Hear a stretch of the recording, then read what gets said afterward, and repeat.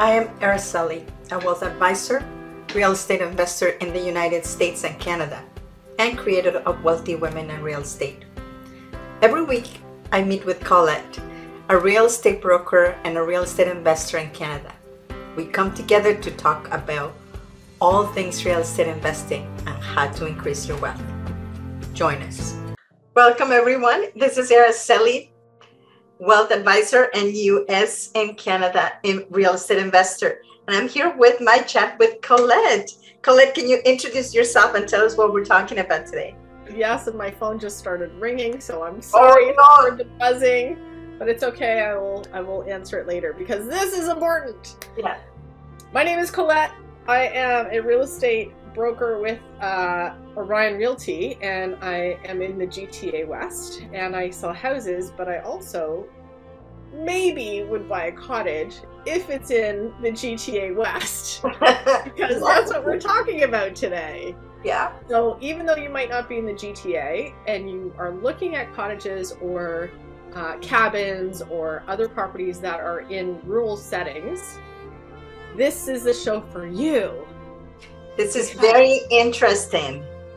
It is very interesting, and houses in cottages, let's just call them cottages, or houses outside of cities are built very different than cottages, are built in different times than cottages. You might find a cottage that's 150, 200 years old, and it's still standing. Yes. But it's very different in the sense of not just how it's built, but also the utilities, let's call them utilities. You might not have access to the city water, you might not have access to Wi-Fi, you might have not access to a whole bunch of things. No Wi-Fi? Oh no! Can you believe it? It's crazy. No. Anyway, so we just put together a quick little show for you today because there are three things that we think are very, very important to think about and know about before you go and say, oh, I'm going to go crazy and, multiple offer situation and put an offer in a cottage and you have no idea how different it is. Absolutely. Can I share my screen with you? Yeah, so share your screen. I just wanted to say something that if you don't have experience, I don't have a lot of experience with cottages, that's why we wanted to talk about it. Colette has a lot more experience about cottages, and we want to show you a few things that we think that it's important for you to look at. This is what we want to talk about because cottage investors, or just people, we're all investing in cottages. That's the whole point. It doesn't matter if it's for you or if it's for Airbnb, but it is an investment and you really have to watch out for things. And you're absolutely right.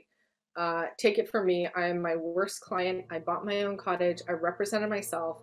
I had very little knowledge about how different cottages were, and that's why we want to talk about it, because a lot of people are thinking, okay, I'm priced out of the GTA. I'm priced out of this market, but I still want to get my feet wet in real estate. What do I need to look out for? And I get this question almost on a daily basis when I tell people I have a cottage. They're like, oh, how was it? Tell me more. What's the deal? Like, where did you buy? All these things. So obviously there's a lot more than just three things to look out for, but these are the top three things that Araceli and I both agree on that are very, very important to pay attention to before you actually think about investing. So yes, your typical cottage here may look like this little foresty cabin in the woods kind of situation. And it's funny. Really pretty. Photo. It's really cute. There's, but this is probably doesn't have electricity. I don't see any wires. Maybe it's photoshopped, but I don't see any wires. I don't see how you could have a wood burning stove with a live roof like that. So yeah. Anyway, I digress. It's scary. But most people, their idea of cottage is more like the bottom picture, where it's a modernized home or cottage. You have electricity, you have plumbing, you have possibly Wi-Fi if you're so lucky. So let's go through the top three things that, honestly, these are things that if you go to a cottage, you don't have to worry about, but if you're going to buy a cottage, absolutely you should know what you're buying. So tip number one is learn all you can learn about crawl spaces because they're very different than basements. And this photo is of a modern crawl space. So how much do you know about crawl spaces? I don't know much. I know that for the older houses, what they wanted to do is raise it between 1 to 3 feet. So it is not right on the ground. So if the ground settles, you still have a little bit of a way to move the house without creating a lot of changes. But I personally hate them. I don't like them. They're awful. But if you have them, I think that in most cases, you will have them in a cottage because of the age. It's not just age. So you're right. Number one is age. Number two is because a lot of cottages are built on rock. So especially in Ontario, there is no digging. Like it's either rock or shale. And if you really wanted a basement, you would have to blast it. And not a lot of people can afford, to buy something to blast out just for like 8 feet or whatever the space is that you need. Also because cottages are usually close to water. You can't dig down. The water table is way too high. You're going to have flooding. So even if you're not right on a lake or a body of water, you still probably won't be able to dig down. So you'll see a lot of crawl spaces in cottage country. The other thing too is crawl spaces are called crawl spaces because they can be up to a foot or 2 feet in depth, and you have to crawl. Some crawl spaces are 5 feet. So you could actually not have to crawl on your hands and knees or on your belly, but you could actually, maybe just crouch down and get in there. So I hope you don't take little shots of me doing funny poses like that. Anyway, so crawl spaces are very different than basements. Learn about them, talk about them. The foundation too is very important. So this picture is a funny picture. Number one, it looks like they're poured footings and it's a poured foundation. So the space in between where the wood meets the concrete is solid and it won't have critters come in. That's the other thing too with crawl spaces. Number one, the bad about crawl spaces, heat loss like crazy unless you insulate it. You can insulate the floor, but it's still not like a basement. And number two, critters. Critters will love this space because it's like this beautiful open concept. Yes, that's what I was gonna say. Right, and nobody's bothering them. Beautiful loft. Right, it's a beautiful space for them, their apartment. So critters are a problem in the country too, usually because it's cottage country and there's critters all the time, big or small. So it's wildlife, right? We're not supporting wildlife here. We want a secure space for us. The nice thing about crawl spaces are that it'll keep there's no basement, so it's always going to be dry and you're going to be above ground. You're not going to be sitting on the ground. So you want a crawl space if that's your only option. And there's many choices of how to do a crawl space. So, but if you buy an existing house, make sure you get in there. If you can't access the crawl space, run away. Run fast. You could have termites, you could have critters, you could have all sorts of problems. You do not want to buy a property that does not have a access panel or access little space to get in and at least look and see. The other interesting thing, what I don't like about this photo, is that if you lay gravel down, that apparently is better as well to keep the moisture level in there and to keep it in there. So moisture level, and I think critters too don't like yeah, they don't like it. That's what I was going to tell you, that they prevent from digging, so you can make like a nest that they like to do. So right, so you can keep them away a little bit. Maybe some broken glass for all you wonderful the people that like critters. Yeah. Well, I won't get into that. Okay, so let's move on to tip number 2. Yeah, so tip number 2 is you have to ask the questions. Where is the water coming from? So do you have a well or is it on city water? So that's fairly easy to find out what it is. It is different than a septic system. So well water is water coming in, city water is water coming in. A septic system or a holding tank is the water and the poop going out. So that's the other thing too that people don't realize. Some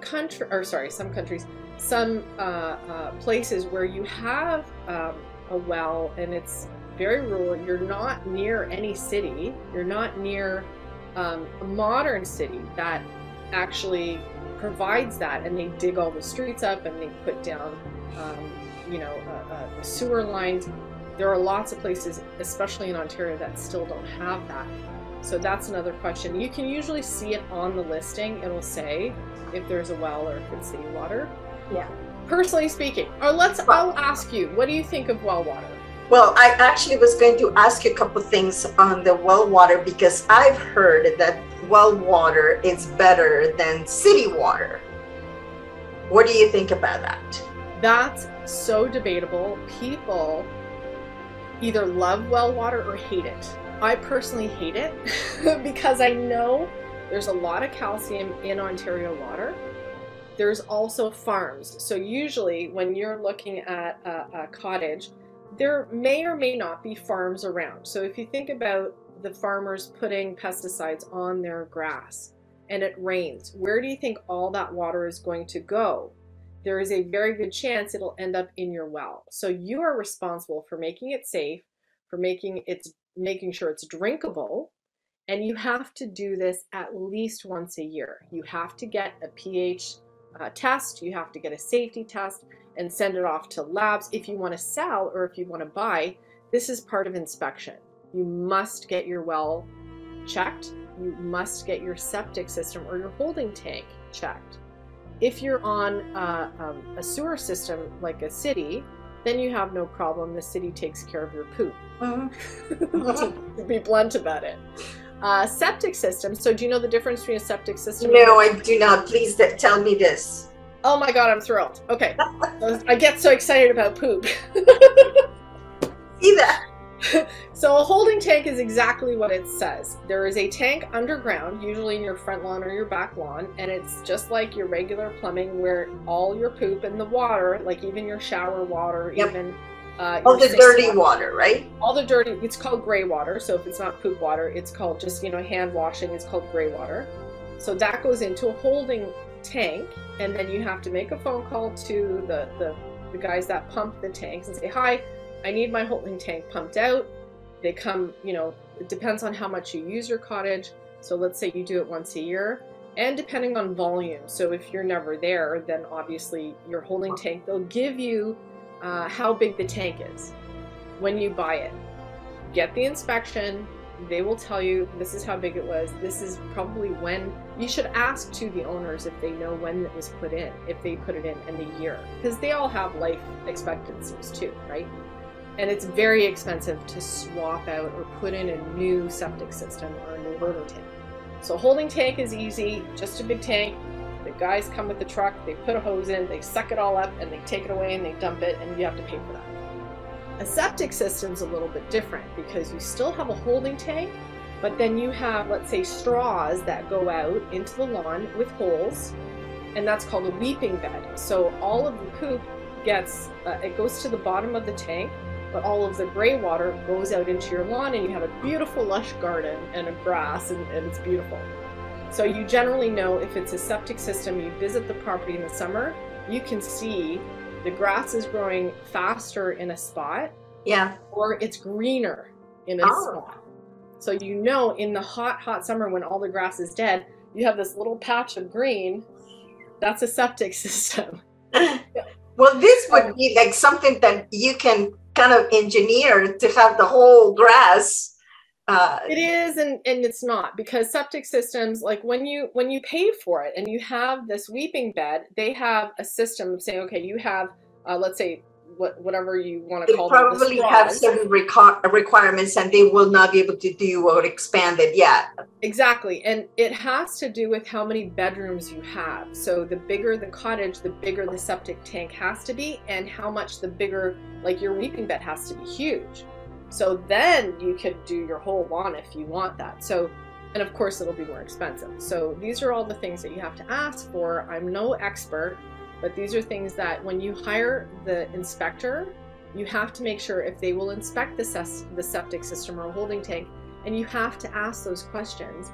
Sometimes what happens is the septic system, you have an access panel, so they take off like it's either a piece of wood or a piece of concrete, like a patio stone. You lift it up and then you can actually see what's in there. You don't want to jump in, but they usually, and that's how they pump it out. They have their, they come with the truck, and you can also get your septic tank pumped out before you take possession. That can be in your agreement to purchase, to say, I don't want to inherit your poop, go get it pumped. And then the current owners will pump it out. I know, why doesn't everybody love talking about poop? I love talking about it. It's life. Anyways, my point is, ask those questions. Well water, city water, what's the difference? Know that you have to get them inspected and tested. The septic system or a holding tank, know which one it is.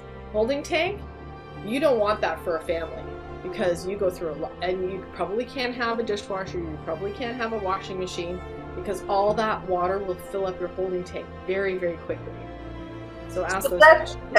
Colette, so I have a question here when it comes down to, let's say that you find out that you have a holding tank.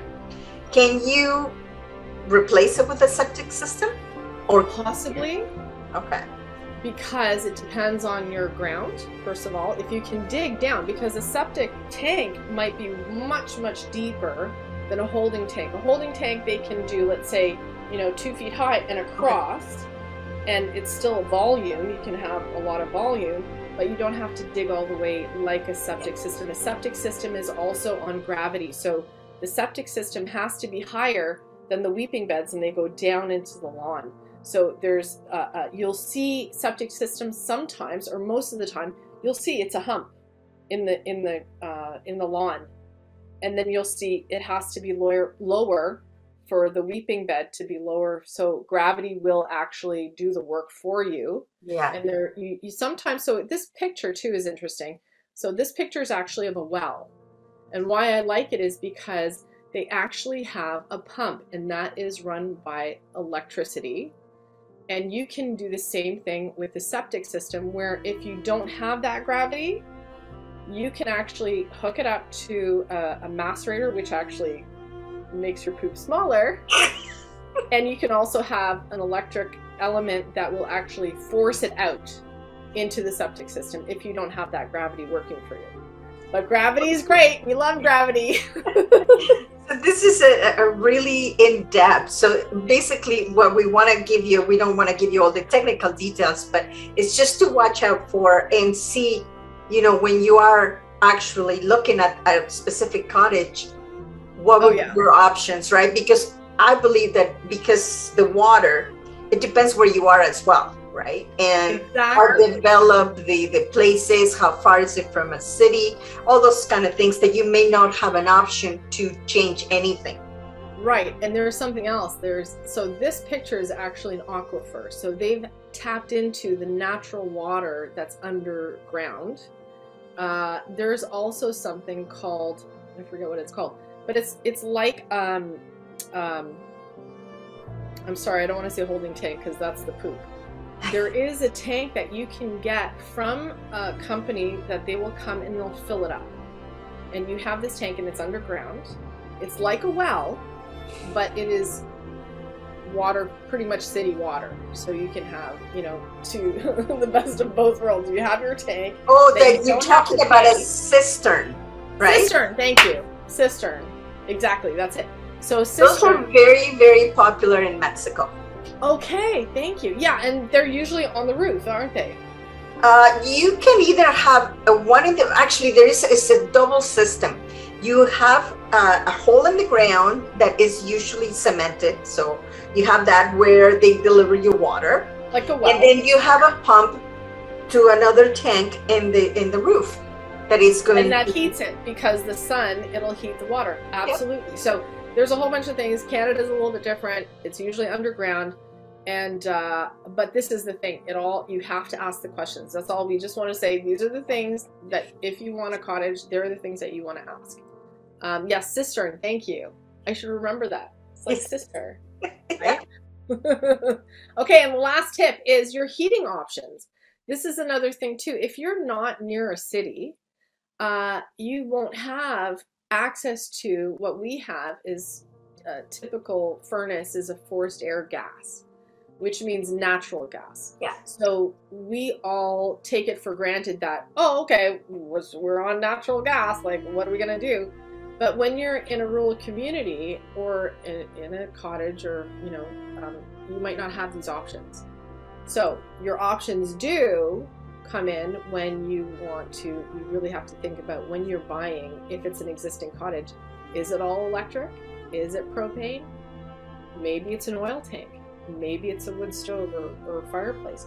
So all these things, this is my favorite wood stove, by the way. I just had to take a picture. It's thousands of dollars. It's beautiful. It's modern, but it was invented a long time ago. So anyway, my point is, when you know what your heating option is, you'll know how much it costs, because everything is different. Propane right now is very expensive. Electric heat is very expensive now. Oil tank, you got to fill it, and then how long is it going to last you? Yeah, that's, I don't know. A wood stove or fireplace. Wood is cheap, it's all around, but do you want to sit there and stoke a fire in the middle of the night when it gets really cold, in the middle of winter? Maybe you don't have a four-season cottage. Maybe this is just a summer thing and it's not even an issue. Yeah. Well, that's what I was going to mention, that depending on what the usage is, some cottages actually, they're just meant to go there for the winter time. So you're going to have this particular heating option would be a very important thing for you. But Absolutely. If you're going to be renting something that it is only during the summertime that you're going to use it, and you're just going to not be there for the winter time, then this one would be okay, maybe with just a wood stove. Absolutely. And this is the other thing too, and talk about heating, but also cooling. So when you're talking about cooling, like, we're also used to having air conditioners in our modern homes. You might go to a cottage and say, oh my God, I hate this. This is not good enough for me to just have fans and to open the windows. Yep. It might get too hot in cottage country too. So what are my choices? So there is, you can have window air conditioners, you can have a heat pump, you can have other sources of cooling as well as heat.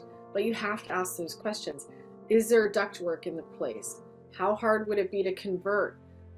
Some people have an oil tank, but they can easily convert it into a propane tank, which may or may not be cheaper, depending on the time of where your oil or your propane's coming from.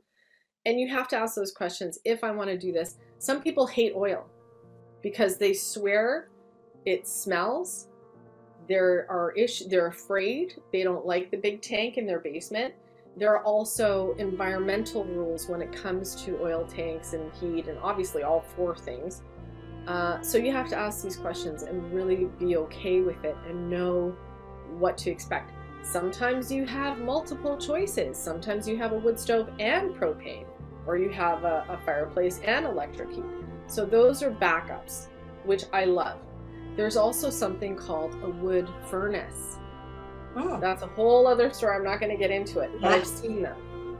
And they're big giant furnaces that you sit there and you have wood and you just put them in there. Into the furnace. I don't want to get into it. I'm not an HVAC person. But yeah, there you go. There's three. These are really, really important things. I think when somebody's asking me about cottages, absolutely you have to understand at least fundamentally what those three main things are.